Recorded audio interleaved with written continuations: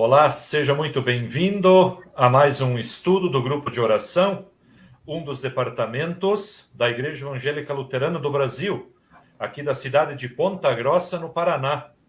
Hoje queremos falar sobre a vida do apóstolo Paulo e ver o que podemos aprender com este grande personagem. Eu sou o pastor Ervino, permaneça conosco.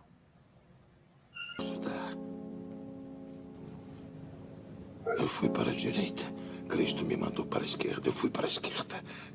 E Cristo me empurrou para a direita. Eu me arrependo de muita coisa. Cometi muitos erros, mas tudo que eu fiz por Cristo. O imperador declarou o cristianismo um culto proibido e Paulo de Tarso seu maior infrator. Você alega servir a um Deus que está acima de qualquer outro, mas só vejo diante de mim um homem acorrentado. Sua vida. Um relato de açoites e celas sujas de prisão. Homens não morrem por algo de que duvidam.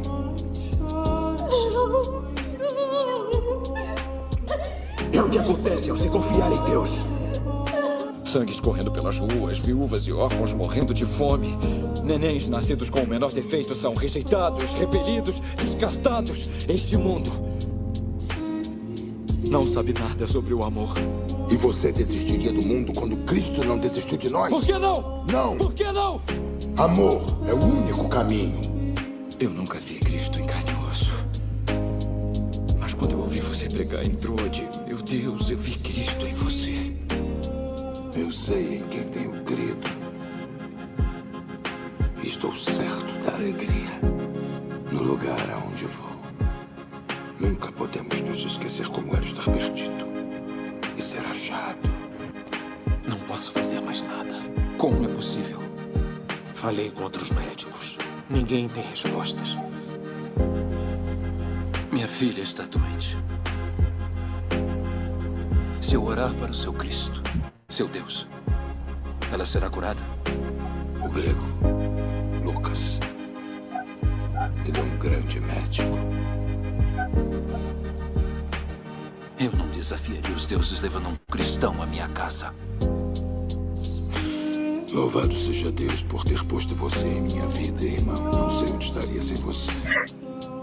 Onde aumentou o pecado, a graça transportou.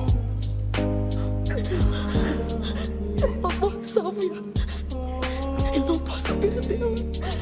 Seja como for. Traga o grego aqui. Agora! Sim, senhor. O tórax da sua filha está cheio de sangue. Se eu não drená-lo, ela morrerá. Sua faca, por favor.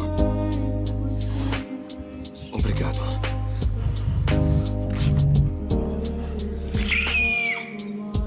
Graças a ele, a minha filha vive.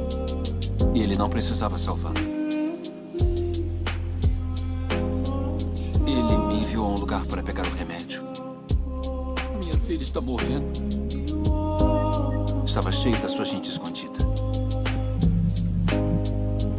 Ele sabia que eu poderia delatá-los, mandar jogar todos na arena hoje. Não sou eu. É o próprio Cristo que olha para você e estilhaça as suas defesas. E nesse momento você entenderá que é totalmente conhecido de Deus. E se sentirá completamente amado. Imagine-se olhando para o vasto mar diante de você. Você se abaixa, põe a mão na água e traz um pouco de água até você. Imediatamente a água começa a escorrer pelos dedos até a mão estar vazia. Essa água é a vida do homem. Do nascimento à morte, ela está sempre escorrendo por nossas mãos até se ir. Junto com tudo a que você tem apreço neste mundo. Porém, o reino de que falo, para o qual eu vivo, é como o resto da água do mar. O homem vive por aquele punhado de água que escorre pelos dedos. Mas aqueles que seguem Jesus Cristo vivem para aquela expansão infindável de mar. Viver é Cristo. Morrer é lucro. Eu gostei disso.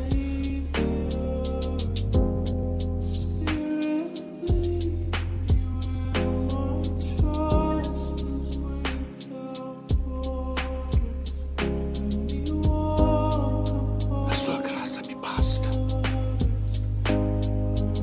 A sua graça me basta.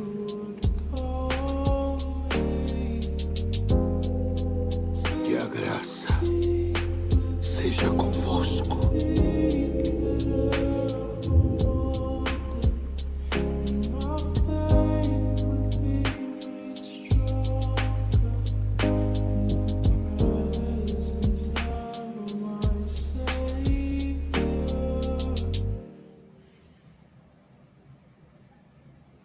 Olá, seja muito bem-vindo, muito bem-vinda a você que está chegando agora.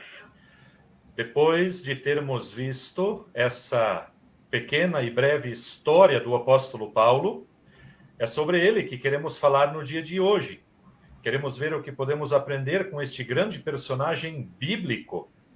Um homem que primeiramente perseguia os cristãos, prendia os cristãos e agora ele, na verdade, quer fazer com que essas pessoas sejam seguidores do Salvador Jesus. Porque ele passa a pregar Jesus como seu Senhor e o seu Salvador. Queremos ver o que podemos aprender com este grande exemplo bíblico. Sem dúvida, a história de Paulo é uma história fascinante. Da vida e obra de Paulo, que primeiramente se chamava Saulo, e depois ele passa então a se chamar Paulo. Isso porque nós vamos ver de que na Bíblia nós temos vários personagens bíblicos que tiveram o seu nome mudado. Isso, na verdade, representa uma mudança na vida, na atitude e também no propósito daquela pessoa. Por exemplo, vamos ver de que, primeiramente, Abraão se chamava de Abrão, Sara, depois Sarai. Simão, no Novo Testamento, depois passou a se chamar Pedro. E aqui, no exemplo de hoje, Saulo, logo a seguir, vai passar a se chamar de Paulo. Paulo, na verdade, é um nome romano para Saulo. Este, no caso, Saulo, é um nome hebreu. Ele era da tribo de Benjamim, mas era romano por ter nascido na cidade de Tarso, na atual Sicília, naquela época onde hoje temos a região da Turquia. Saulo teve sua educação em uma escola muito famosa que era chamada de Gamaliel, onde ele próprio vai dizer de que ele, aos pés de Gamaliel, foi instruído muito bem de acordo com a palavra de Deus. Paulo era um dos, poderíamos dizer, maiores conhecedores do Antigo Testamento da lei de Deus. Isso não resta dúvida. Isso nos vai ser apresentado depois durante a sua vida e ele, num determinado momento, vai dizer de que, sob a lei de Deus, sob os ensinamentos de Deus, ele é irrepreensível. Paulo não comete erros em procurar cumprir a lei de Deus. Essa escola onde ele aprendeu, Gamaliel, ela ficava em Jerusalém. Mas, na verdade, como Saulo tinha a cidadania romana, permitiu que ele pudesse apelar para um julgamento romano quando ele foi condenado, praticamente já no final de sua vida, em pregar o evangelho. Paulo foi criado em uma família judaica e ele se tornou um fariseu. Os fariseus, na verdade, nós conhecemos, inimigos de Jesus. Isto porque o próprio Novo Testamento, na época de Jesus, vai nos mostrar isso. De que eles não aceitavam o ensino de Jesus, eles não aceitavam os seus conselhos e, na verdade, perseguiram até o Salvador Jesus, depois também, claro, os seus discípulos. Mas nós vamos ver de que Paulo aqui ele se torna um fariseu antes ainda da sua conversão. E vamos saber que, claro, ele foi aí o perseguidor também, então, dos cristãos, justamente por ele ser um fariseu, que era também, inclusive, inimigo dos cristãos. Paulo, quando ainda era Saulo, em sua infância, ele, para cumprir toda a lei de Deus na sua integralidade, ele, na verdade, foi circuncidado ao 8º dia. Se nós olharmos para os evangelhos, vamos ver de que Jesus também foi circuncidado ao 8º dia. Isso porque era costume dos judeus, ou seja, desde o tempo de Abraão.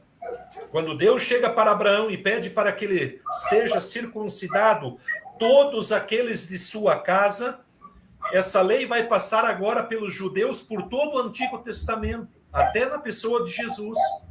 Quando vamos ter ali o batismo de Jesus através de João Batista, e depois, então, na vinda do Pentecostes, vamos ter o batismo com água e o Espírito Santo. Ali agora termina essa prática, essa obra, essa lei de Deus de circuncidar as pessoas. Mas aqui, Saulo, ainda chamado assim, ao 8º dia foi circuncidado, como mandava a lei e era também o costume do povo judeu. Junto com isso, os mestres judaicos, como, na verdade, Saulo se tornou um deles, eles tinham, além da parte espiritual, que era ensinar a lei e interpretar a lei, tentar explicar a lei para o povo, diante de algum impasse ou de algum acontecimento, eles tinham também uma profissão na vida particular deles. Paulo, assim, aprendeu com o seu próprio pai também uma profissão. E sabemos que Paulo era fazedor de tendas. Na verdade, ele fazia barracas.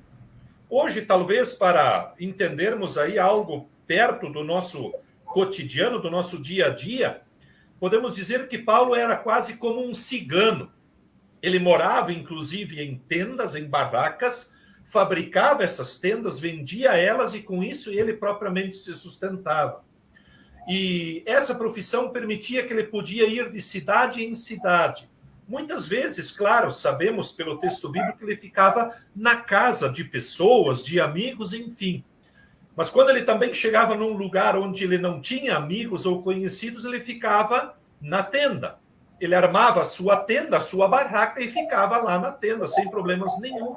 Porque isso era próprio algo de Paulo, ou seja, era uma das profissões que ele, na verdade, tinha. Junto com isso, um grande evento na vida de Saulo, ainda antes da sua conversão, ele presenciou e segurou as roupas de Estevão, que estava sendo apedrejado. Já tivemos a oportunidade aqui de estudar de que Estevão foi o primeiro mártir da igreja, quando, na verdade, ele pregava Jesus. Ele foi, na verdade, detido por algumas pessoas e então ele foi condenado à morte. E o que era comum naquela época, ser julgado pelo povo, e o próprio povo, então, né, junto ali, claro, com aquelas autoridades, é que davam a sentença.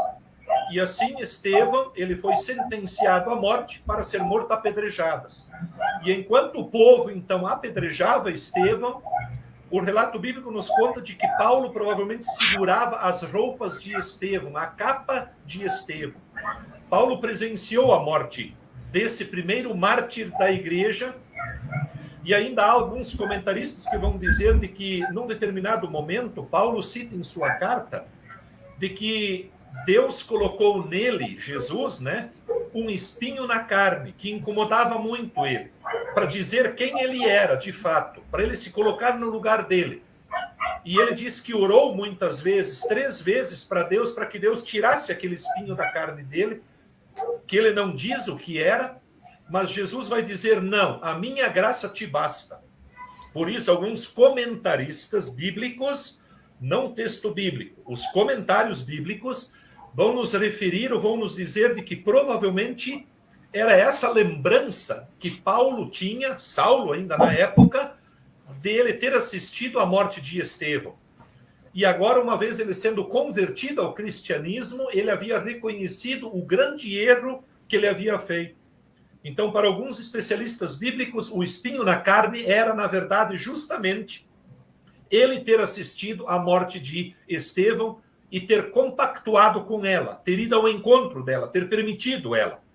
Já por sua vez, outros comentaristas bíblicos vão dizer que provavelmente Paulo poderia ter algum problema na visão, uma vez de que ele ficou cego por 3 dias quando Jesus apareceu para ele, ele caiu do cavalo, logo vamos ver depois, enquanto ele ia a Damasco, e quando então Ananias põe a mão sobre ele e ora com ele, a visão é restaurada, e cai de Paulo como que umas escamas de seus olhos.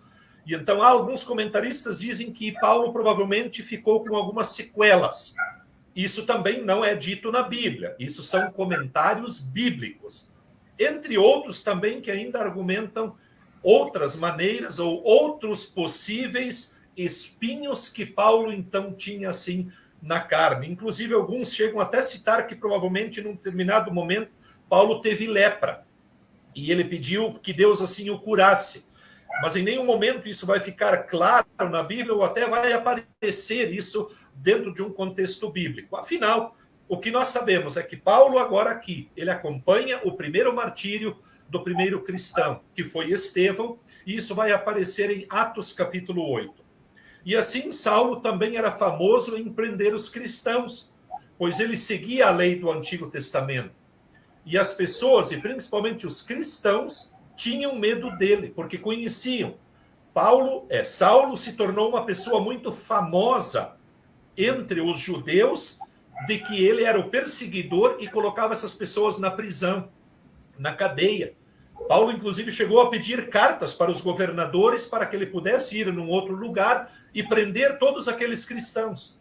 Porque ele, como Saulo, ainda antes da conversão, ele também não acreditava em Jesus e ele achava que essa nova doutrina, essa nova religião, essa igreja primitiva que agora estava começando, era algo que ia contra o que ele havia aprendido de acordo com o Antigo Testamento, como também os líderes judeus. Mas nós vamos saber também de que ele, então, agora, depois desse encontro que ele vai ter, a vida dele agora vai mudar. E assim, certo dia, enquanto ele estava indo para Damasco, num caminho chamado de Via Ignemática, ali perto de Roma, em direção a Roma, Jesus vai aparecer agora, então, para Saulo. Mas ele só escutou Jesus falar com ele. Os que estavam junto com Saulo, os seus companheiros, nada ouviram. Diz o relato bíblico que eles só perceberam que teve algo diferente ali, que Saulo caiu do cavalo.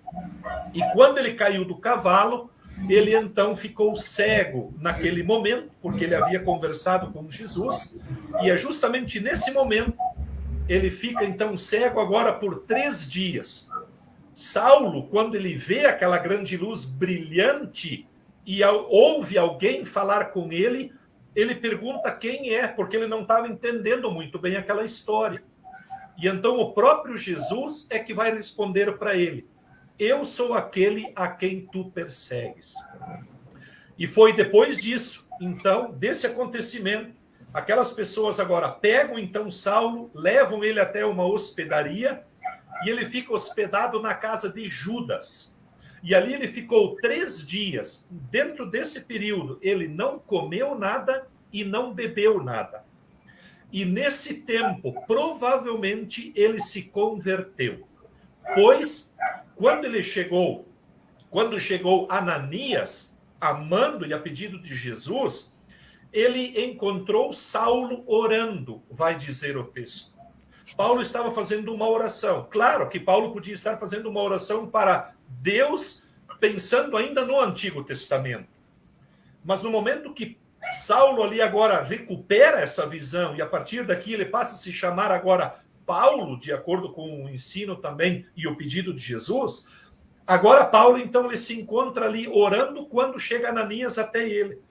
Mas tudo leva a crer de que ele estava agora orando e conversando com Jesus. Ananias, então, assim, põe as mãos sobre Paulo, né? E logo, então, ele volta a enxergar. Porque o texto bíblico vai nos dizer de que caíram dos seus olhos algo semelhante a escamas. E logo depois que isso aconteceu, Então, primeiramente, ele foi batizado, comeu, bebeu e ainda ficou ali alguns dias em Damasco. Logo que isso aconteceu, quando ele ficou ali alguns dias em Damasco, ainda em Damasco, ele saiu. Depois, claro, do seu batismo, depois de ele ter se alimentado, ele saiu para pregar nas sinagogas. A sinagoga, a gente sabe, era uma espécie de, como para nós hoje, de associação de bairros. A sinagoga tinha várias finalidades para que ela servia. Era um lugar, uma sala ampla, geralmente, onde as pessoas se reuniam. E naquela sala se discutia, por exemplo, leis ali daqueles locais, se faziam reuniões comunitárias, mas também a sinagoga era usado para fazer orações, pelo povo judeu principalmente. Tanto é que nelas, muitas vezes, se lia, por exemplo, textos bíblicos. E é numa dessas sinagogas que Paulo, então, vai pregar, enquanto os judeus estavam reunidos, sobre os cristãos agora, né? Sobre o pedido de Jesus, essa nova igreja cristã agora estava começando. Paulo chega ali junto com eles e começa a ensinar, então, essas pessoas que estavam ali agora. Então, ele passa a pregar também nas sinagogas. E o que ele passa a pregar ali? Que Jesus era o Filho de Deus. E aí, claro, não podia ser diferente. As pessoas que ouviam não entendiam Paulo, porque até pouco tempo atrás ele perseguia os cristãos, colocava os cristãos na cadeia, e agora ele próprio vem para essas pessoas e diz de que eles estavam certos, de que eles tinham que continuar aprendendo com Jesus, crendo em Jesus, seguindo Jesus, porque Jesus era o Filho de Deus. Quando ele volta para Jerusalém, Barnabé levou ele até os discípulos. Aqui agora estamos falando depois que ele ficou um tempo em Damasco, recuperou a visão, se alimentou, pregou ali nas sinagogas, ele volta para Jerusalém. Quando isso aconteceu agora, quando ele volta para Jerusalém, é que Barnabé leva ele então até a presença dos discípulos. E eles então aprovam Paulo agora como um cristão e um pregador em nome de Jesus. É como se Barnabé apresentasse Paulo aos discípulos, Tiago, João, Pedro, enfim, e diz para eles, olha, esse homem aqui nos contou uma história e ele agora está pregando Jesus igual como nós. E ele fala exatamente igual a nós. E então eles conversaram ali e os discípulos então dizem, de fato, ele agora também é um apóstolo de Jesus. Porém, aqui Paulo começou então também, agora a ser perseguido pelos judeus, aqueles que não eram cristãos. As demais autoridades que eram contra o cristianismo. Porque agora poderíamos dizer que Paulo muda de lado. Antes, Paulo era um fariseu, junto com essas autoridades, e perseguia os cristãos, colocava eles na cadeia, dizendo que o cristianismo era uma mentira, é uma invenção. Só que agora Paulo está do outro lado. Agora ele prega o cristianismo e diz que Jesus é o Filho de Deus, morreu e ressuscitou. O que para muitos a ressurreição não era tão bem aceita. Tanto é que a filosofia vai trabalhar muito bem isso. E Paulo agora vai dizer, não, Jesus morreu e ao terceiro dia ressuscitou. E é esse Cristo que nós pregamos. Então agora aqui também Paulo se torna um inimigo daqueles judeus não cristãos, dos fariseus e também dos mestres da lei. Embora que ele próprio era um mestre da lei, porque ele estudou, Paulo tinha essa formação acadêmica. Além de um grande conhecedor bíblico do Antigo Testamento, como judeu, porque ele era da tribo de Benjamim, ele foi ensinado dentro desse povo e ele aprendeu essa lei, a seguir o Antigo Testamento, a ser um judeu, poderíamos dizer, devoto, consagrado. Agora, na verdade, ele muda. Ele vem para o cristianismo. E as pessoas entendem que ele abandona esse seu costume e passa, então, agora, como convertido, a pregar a Jesus como um Salvador. Vejam, irmãos, Se nós olharmos para Pedro e Paulo, depois nós vamos ver que os dois têm um dia especial na igreja, né, que nós já falamos aqui. Pedro e Paulo são comemorados, o dia deles no dia 29 de junho.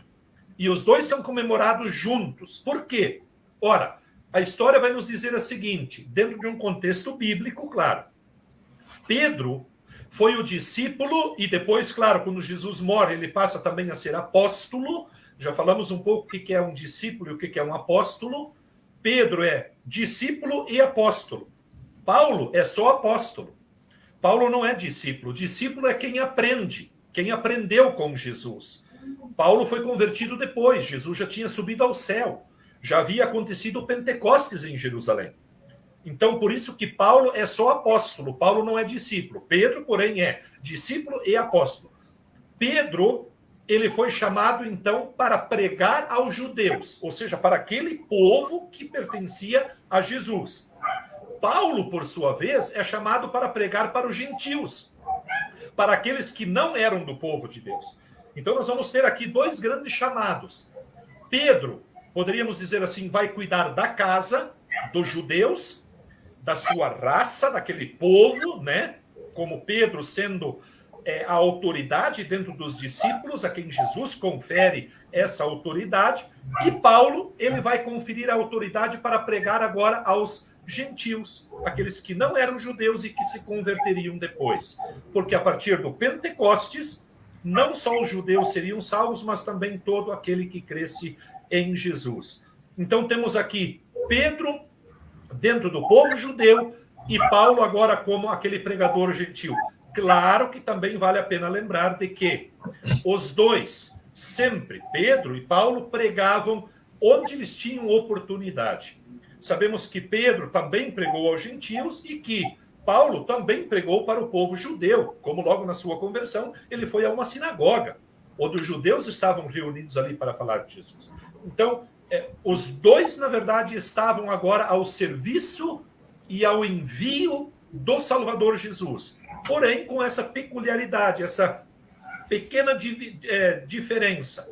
Pedro falava mais para os judeus e Paulo falava mais para os gentios, para os que iam se converter depois, que não eram judeus. Paulo também ele é conhecido pelas suas 3 grandes viagens missionárias, onde ele escreveu boa parte de suas cartas, as epístolas, que nós temos também hoje no Novo Testamento, e nós vamos ter ali 13 cartas. Embora que nós vamos ter ainda pessoas que acreditam que Paulo, ainda além dessas 13, escreveu outras cartas, porque elas não levam o nome dele, então elas não são atribuídas a ele, mas pelo vocábulo que é usado, pela linguagem que aquela carta é escrita, alguns escritores bíblicos, alguns comentaristas bíblicos, né, estudiosos bíblicos, acreditam que Paulo escreveu mais de 13 cartas. Claro que isso não vai alterar o texto bíblico em si. O que nós sabemos é que ele escreveu 13 cartas e outras ainda podem talvez serem, então, de autoria de Paulo. As cartas gerais, como vamos ter no Novo Testamento, porque vamos ter os 4 evangelhos, Mateus, Marcos, Lucas e João, né, que é um evangelho diferente dos outros 3 evangelhos, e também vamos ter depois o livro de Atos, que é um livro histórico. Depois vamos ter, então, em seguida, as 13 cartas do apóstolo Paulo. Depois vamos ter as cartas gerais e o Novo Testamento termina com Apocalipse, que foi o livro escrito por João, quando, então, ele estava prestes a morrer, preso lá na ilha de Pátmos. Queremos falar um pouco sobre Apocalipse também, em uma das histórias bíblicas aqui abordadas dentro do grupo de oração. Provavelmente será quase uma das últimas histórias, né? Começamos lá no início de Gênesis e agora estamos aí na vida de Jesus, falando aí também dos discípulos e dos apóstolos. E provavelmente, no final, queremos falar um pouquinho sobre essa escrita de Apocalipse, como ele foi escrito, aonde, quem ele escreveu, João, aonde ele estava e assim por diante. Claro que aqui nós não temos como abordar e falar destas 3 grandes viagens que Paulo empreendeu. Há comentaristas que vão dizer que ele fez 4, porque na quarta vez que ele vai a Roma, ele não volta mais. E eles consideram essa quarta ida também como uma viagem, porque ele também foi pregando até chegar em Roma. Quando então lá ele foi morto e decapitado. Mas, em outra oportunidade, nós já falamos um pouquinho e poderíamos ainda, quem sabe, algum dia falar sobre as viagens missionárias de Paulo, o que aconteceu em cada uma delas. Um texto riquíssimo do que Paulo pode nos ensinar dentro destas 3 viagens missionárias que ele empreendeu, que foram muito importantes para o crescimento do evangelho, o anúncio do evangelho, dentro dessa nova igreja que agora estava crescendo, né, após a obra e a morte de Jesus, a igreja primitiva, da qual nós também ainda hoje fizemos parte. Além disso, Paulo também ensinou e preparou vários homens como pastores da igreja, né? Sabemos que Timóteo foi um deles. Timóteo foi um dos alunos de Paulo. Depois ele acabou sendo até pastor das igrejas que foram fundadas pelo apóstolo Paulo, e ele, inclusive, escreve 2 cartas para Timóteo, 1ª e 2ª Timóteo, quando Paulo vai trazer algumas recomendações para Timóteo, como ele deve trabalhar como pastor dentro de uma igreja. Timóteo era um pastor relativamente jovem, e uma das grandes dúvidas de Timóteo era como ele, sendo um jovem, ele aconselharia uma pessoa de mais idade, um ancião. Essa era uma preocupação de Timóteo. E Paulo vai dizer, olha, tu não estás falando em teu nome, tu estás falando em nome de Cristo.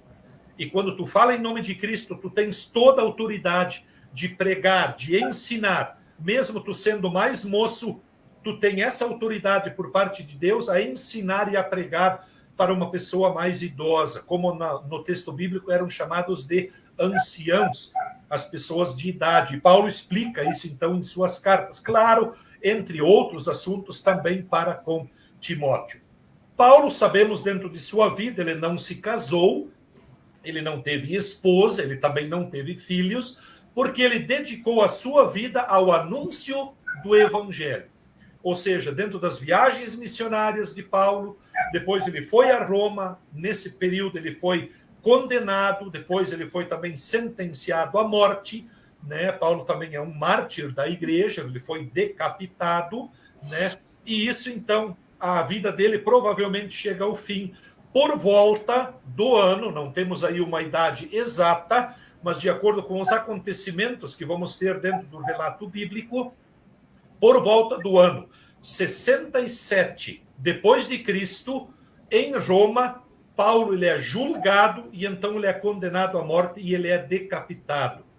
Paulo então deixa um grande legado no seu ensino, fé e perseverança, mesmo diante das dificuldades que ele passou na vida dele. Nós aqui não temos como abordar toda a vida do apóstolo Paulo, sabendo que aqui estamos falando de uma pessoa, de uma vida toda, mas buscamos aqui trazer os principais pontos, como ele nasceu, aonde, a sua conversão, como ele pregou o evangelho, até chegarmos aí na sua morte. Ainda queremos falar sobre algumas curiosidades do apóstolo Paulo. Vejam, Paulo era também filósofo. Além de ele ser um grande mestre da lei, dentro, aqui se falando num contexto bíblico, ele também era filósofo. Além de um grande conhecedor do grego, ele também ainda conhecia, e claro, antes disso, né, ele, usando o grego, como ele conhecia o grego, foi a língua que ele utilizou para escrever as suas cartas. Né? Paulo tinha ali um grande domínio sobre a língua grega, mas também ele provavelmente falava hebraico, que era muito comum, porque como ele era conhecedor do Antigo Testamento, da lei de Moisés, como ele próprio se orgulha muitas vezes, sabemos que o Antigo Testamento e também o Pentateuco, os 5 primeiros livros da Bíblia, foram escritos em hebraico. E para você estudar o hebraico, você precisava conhecer o hebraico. E como Paulo estudou, provavelmente ele conhecia o hebraico. Mas também, além disso ainda, muitos acreditam que Paulo conhecia uma língua latina, porque ele falava, então, também provavelmente o latim. Quando ele, então, ia a Roma, ou naqueles arredores de Roma, ali haviam pessoas, então, latinas, né? Como, por exemplo, quando ele foi à Espanha. Na Espanha não se falava grego, se falava, por exemplo, latim. E Paulo pregou na Espanha, nós sabemos disso. Então, provavelmente, lá ele falou o latim. Então, Paulo, a princípio, né, claro, nós não temos isso descrito de uma forma clara dentro de um contexto bíblico, mas provavelmente Paulo conhecia 4 idiomas: hebraico, grego, né, latim, né, e ainda provavelmente aí outros idiomas. Ainda, uma outra curiosidade: os 3 dias que ele ficou cego, sem comer e sem beber, também temos aí uma referência ao jejum, que era comum para os judeus. O que isso significa? Isso significa um tempo de preparação para algo que estava por vir. Assim também Jesus muitas vezes fez isso. Quando ele foi 40 dias ao deserto, depois de ele ser batizado, ele foi ao deserto e Jesus jejuou por 40 dias, quando o diabo tentou ele. Mas vamos ver ali que ele venceu, né? Ele superou isso e ele então acabou sendo aí também aprovado.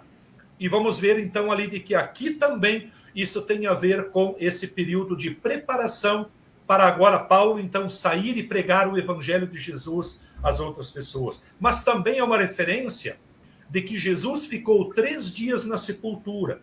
Paulo ficou 3 dias se preparando para ser o apóstolo. Como Jesus 3 dias lá, Paulo 3 dias aqui também há uma referência. E nós sabemos que o número 3, ele é um número bíblico também. Já no ano 48, Paulo participou do concílio em Jerusalém. Isso, claro, depois de sua conversão, quando ele já estava em Jerusalém. E essa reunião em Jerusalém, o assunto principal foi de que se os novos convertidos, lembram, Paulo pregava aos gentios, aos que não eram judeus, eles não eram circuncidados, como era o costume do povo judeu. E em Jerusalém houve uma discussão dentro da igreja se estes convertidos gentios precisavam passar pelo rito da circuncisão para serem considerados cristãos e incluídos no povo de Deus. E a igreja faz uma reunião, um concílio, e dentro dessa reunião onde Paulo participa com João e Tiago, que era o pastor daquela igreja, eles chegam à conclusão de que não, os gentios não precisam ser circuncidados para se tornarem ou não judeus, mas se tornarem cristãos e seguirem essa nova doutrina. Paulo, então, ali em Jerusalém, no ano 48, junto com Pedro e outros discípulos, participam desse concílio e ali se aprova que não precisa haver a circuncisão para os novos convertidos. O dia que Paulo é lembrado na igreja, como já lembramos antes, é no dia 29 de junho. E aqui já falamos um pouquinho sobre isso também, juntamente com Pedro. Bem por isso, porque Pedro pregava aos judeus e Paulo também aos gentios. Precisamos finalizar o nosso estudo, mas antes disso, vamos ver algum aprendizado que podemos ter com Paulo. Ora, fica muito difícil falar aqui tudo o que podemos aprender com Paulo, mas procuramos destacar talvez aqueles que sejam os mais importantes. Primeiro, nunca é tarde para ser cristão. Quando Jesus veio a Paulo, ele logo se tornou um cristão e passou a anunciar o evangelho.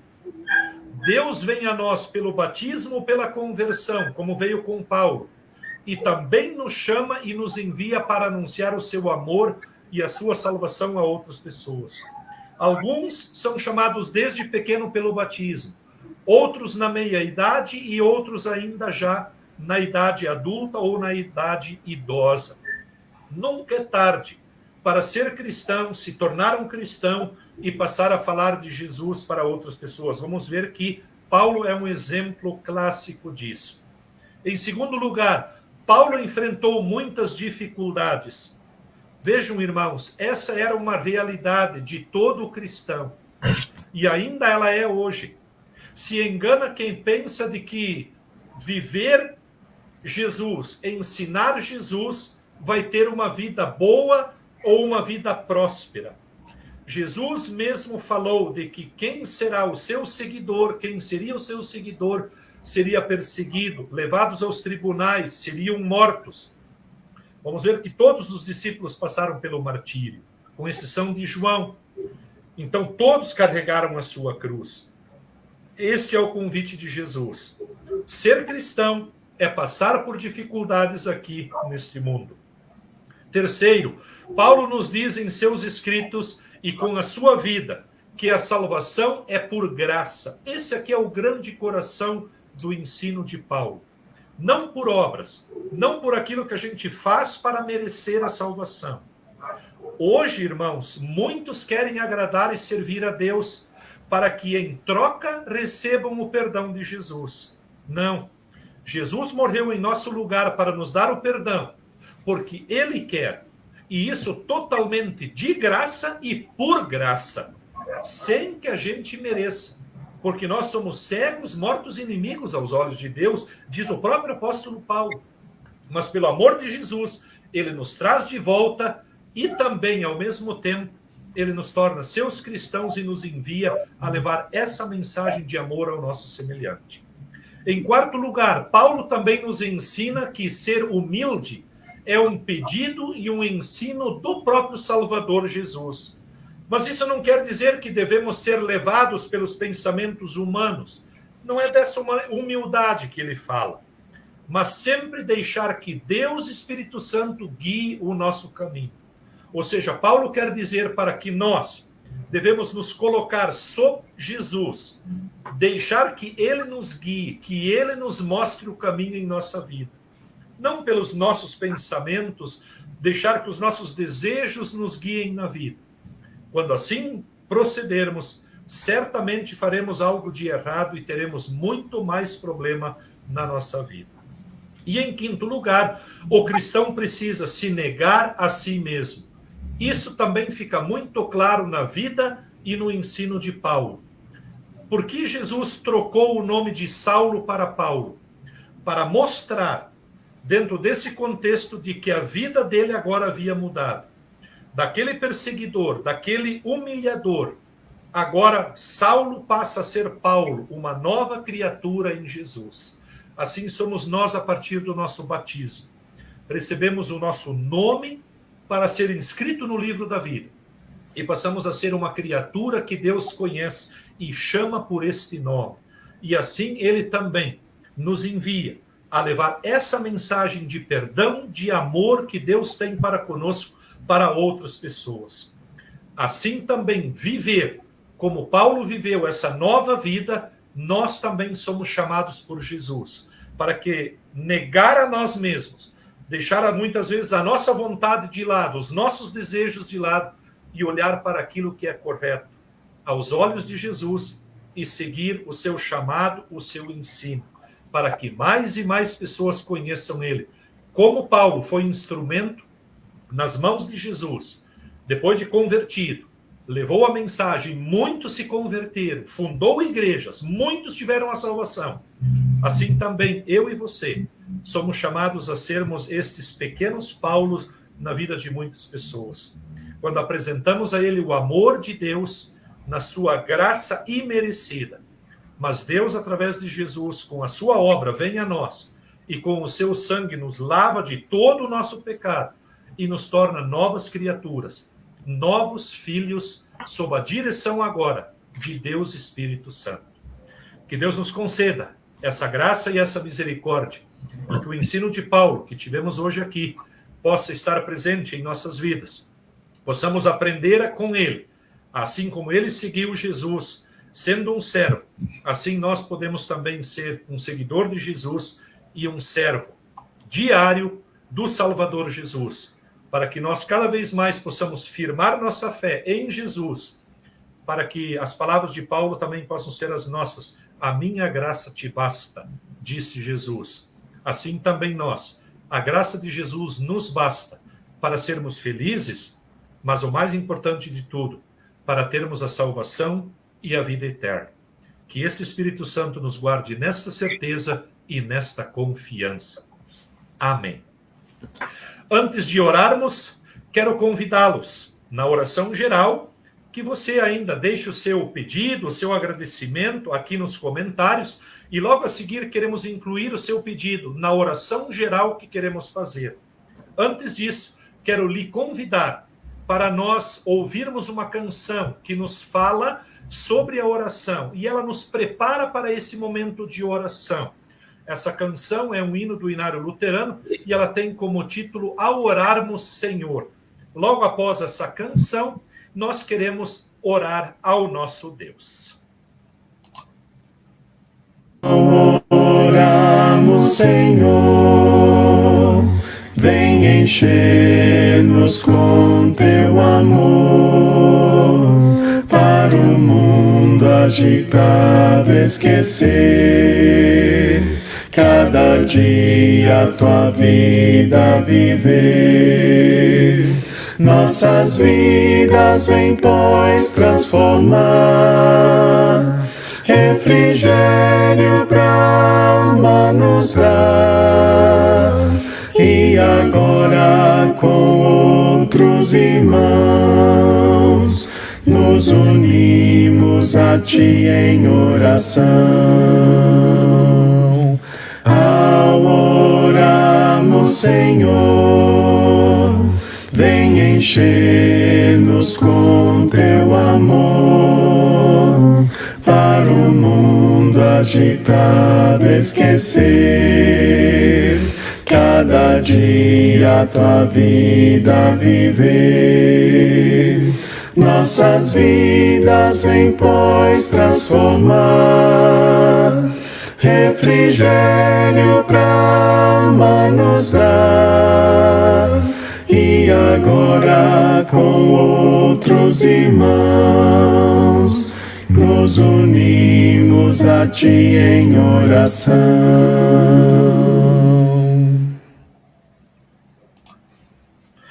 Muito bem, queremos orar para com o nosso Deus, por aqueles pedidos que chegaram até nós. Queremos orar pelos enfermos, agradecer que Deus tem os guardado e estado com cada um deles, mesmo em momentos de dificuldade, mesmo em momentos de apreensão. Queremos orar por esses enfermos que estão acamados em uma cadeira de roda, ou também em casa, ou nos hospitais. Que Deus assim guarde a cada um com a sua graça e misericórdia, e que também Deus sempre conduza médicos e enfermeiros para que estes sejam instrumentos na vida destas pessoas, para auxiliá-las. Também queremos agradecer pelo tio da Estela, que agora está no quarto, até há poucos dias estava na UTI, agora está no quarto já se recuperando. Queremos agradecer a Deus por esta recuperação. Queremos orar também pela nossa pátria, queremos orar por tempo bom, queremos orar também pelas famílias, e aqui lembramos a família da Rose Lindson. Queremos orar também por aqueles casais que estão se separando, para que possam rever suas decisões e assim reverter seus pensamentos, voltar novamente a se perdoarem, a viverem juntos novamente e mutuamente. Queremos agradecer também a Deus por ter abençoado aos aniversariantes com mais um ano de vida, que Deus assim os guarde e os abençoe, né? E quem se recupera, que estava na UTI, que nós falamos o tio da Estela, é o Nelson Melo, né? Também, então, ele, queremos orar aqui agradecendo a ele, que Deus assim o guarde e o abençoe. Oremos ao nosso Deus dizendo assim: gracioso Deus e Pai, obrigado por mais um dia onde podemos ouvir e estudar a Tua Santa Palavra. Obrigado, Senhor Deus, que recuperaste aqueles que estão doentes e assim estás com cada um deles, mesmo nos momentos difíceis. Mas a muitos, Senhor, restaura-lhes a saúde. Permita que sempre possam orar a Ti e esperar toda a ajuda e todo o bem que só vem de Ti.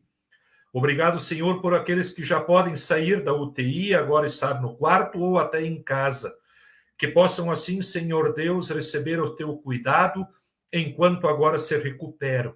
Aceite assim nosso louvor e nosso agradecimento.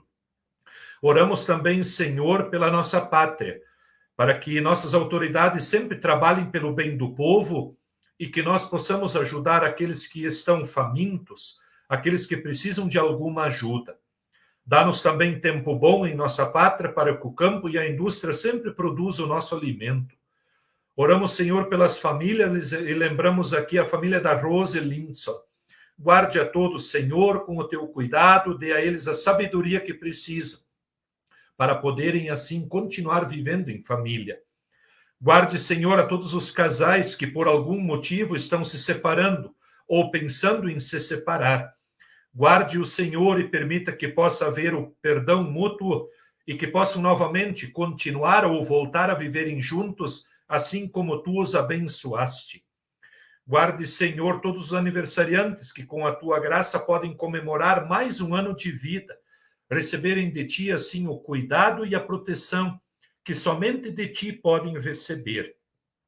Guarde também, Senhor, pelo aniversário de André Luiz Ripka, que comemora mais um ano de vida, também sob a tua graça e misericórdia. E também, Senhor, agradecemos pelo aniversário do marido e esposo da Estela, o Mendes, que pôde comemorar com a tua bênção mais um ano de vida sob o teu cuidado e proteção. Gracioso Deus, fica com estes pedidos e agradecimentos e também aqueles que temos a te fazer em particular. E se for em nosso bem, para o nosso bem, atenda-nos sempre pela graça e pelo amor de Jesus, por quem também nós oramos, como nos ensinou a orar a oração do Pai Nosso, que diz assim: Pai nosso que estás nos céus, santificado seja o teu nome. Venha o teu reino. Seja feita a tua misericórdia, assim na terra como no céu. O pão nosso de cada dia nos dá hoje, e perdoa-nos as nossas dívidas, assim como nós também perdoamos aos nossos devedores. E não nos deixes cair em tentação, mas livra-nos do mal, pois teu é o reino, o poder e a glória para sempre. Amém. Agradeço a todos que estavam presentes e que estão presentes em nosso estudo nesta noite e convido para a semana que vem, terça-feira, a partir das 20 horas, novamente nos encontrarmos em mais um estudo bíblico, onde queremos ver mais uma história bíblica. Também, se você gostaria de receber uma mensagem de esperança pelo WhatsApp, deixe o seu número nos comentários e com alegria queremos lhe encaminhar diariamente uma mensagem e também uma oração. Também nesta semana, aqui na Congregação Cristo para Todos, quarta-feira, no dia de amanhã, às 14 horas, as servas têm a sua reunião regular. Na sexta-feira não teremos a reunião dos leigos aqui na CPT, em virtude da janta que vamos ter junto com a Liga de Leigos da Congregação Santa Cruz. Precisa ser feita a inscrição para isso. E o nosso culto aqui na congregação, no domingo, sempre é no segundo domingo, mas neste mês de agosto será no terceiro domingo, no dia 20, quando também será às 10 horas da manhã. E também queremos transmiti-lo, então, ao vivo aqui por essa página, e desde já lhe convidamos para nos acompanhar quando queremos lembrar mais um aniversário do templo de nossa congregação. Queridos irmãos, obrigado pela presença de todos e nos despedimos com a bênção de Deus, dizendo assim: o Senhor te abençoe e te guarde. O Senhor faça resplandecer o seu rosto sobre ti e tenha misericórdia de ti. O Senhor sobre ti levante o seu rosto e te dê a paz. Amém.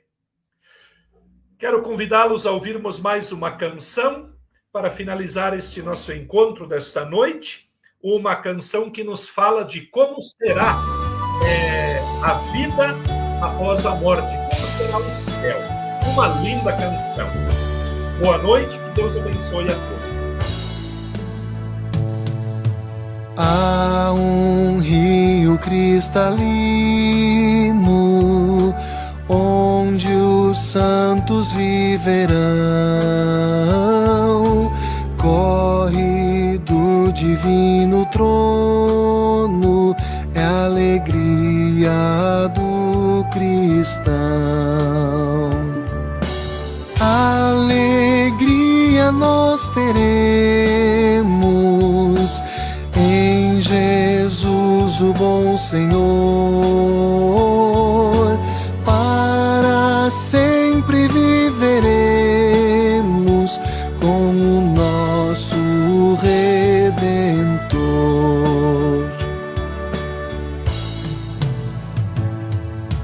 Lá na margem desse rio, os remidos juntos andarão, sempre a Cristo ali servindo, com sincera devoção. Alegria nós teremos em Jesus, o bom Senhor.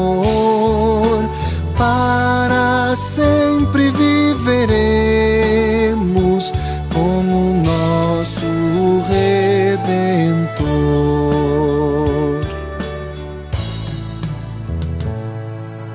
Pela fé nós alcançamos a justiça e retidão de Jesus, que deu a vida pela nossa redenção. Alegria nós teremos em Jesus, o bom Senhor. Para sempre viveremos como nosso Redentor.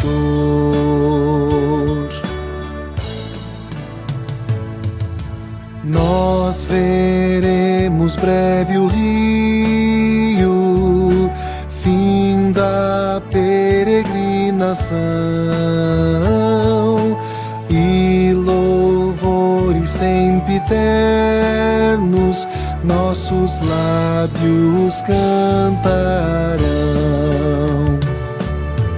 Alegria nós teremos em Jesus, o bom Senhor.